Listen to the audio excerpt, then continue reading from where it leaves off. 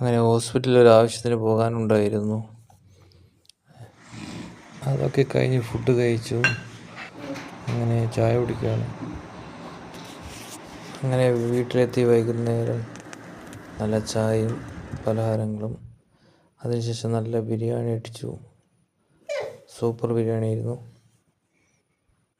തൈര്, അച്ചാറ്.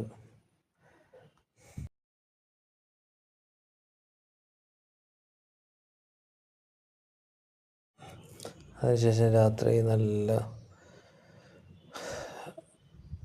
ദോശയും മീൻകറിയും ചെറുപയർ കറിയും കഴിച്ചു.